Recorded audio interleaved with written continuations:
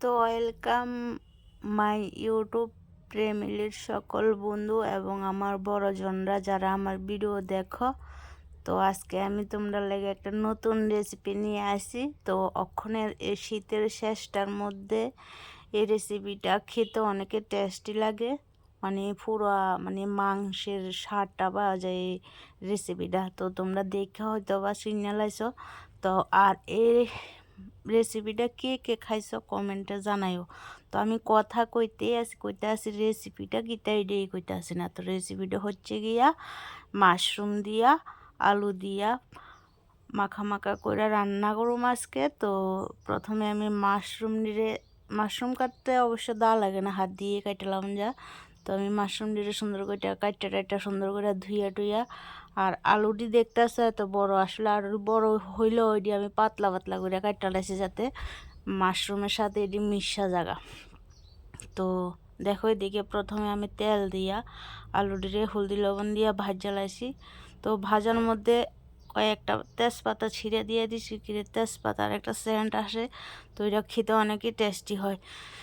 তো এদিকে পেঁয়াজ কুচি দিয়ে দিছি, সাথে কয়েকটা রসুন দিয়ে দিছি, দিয়া সুন্দর করে লবণ দিয়ে ঢাইকা দিছি। তো ঢাকাটা উঠাইছি, দেখো আলু পেঁয়াজ সব সিদ্ধ হয়ে গেছে। তো এটা একটু হালকা একটু ভাজালাম।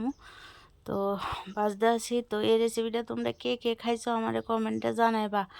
আশা করি সবাই খাইছো মাশরুমের রেসিপি। তো আজকে আমি মানে এই সিজনে আমি আজকে ফার্স্ট করতে আসি। তো আমার এক বান্ধবীর জামাইয়ে তো নিয়ে যাইতে আছে, তুমি রাখবা খাইবা। তো আমি কেউ মা এটা তো আমার ফেভারিট, দিয়া যাও খাই। তো তাই নিয়ে দিয়ে গেছে। তো দেখো তো রান্না করতে আসি, কইছে যে রান্না কইরা মানে ভিডিওটা তারে মানে দিতাম, দেখাইতাম যে আমি কিভাবে রান্না করছি। তো এর লেগে বিশেষ করে আজকে তাড়াতাড়ি করে রেসিপিটা করে লাইছি।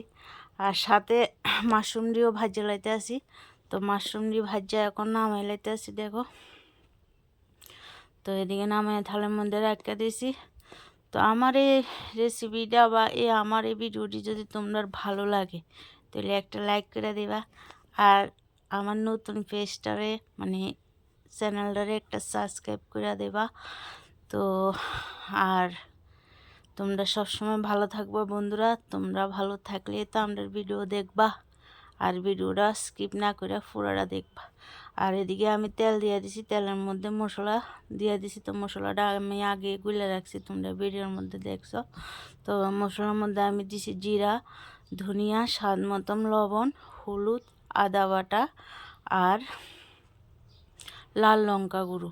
তো দিয়া তেলের মধ্যে মশলাটা দিয়ে দিছি, দিয়া আস্তা গরম মশলা দিয়ে দিছি কিছু, দিয়া একদম মশলাটার ভালো করে ভাজা নিছি যাতে মশলার গায়ের থেকে যে তেলটা বাইর হয়ে যাগা।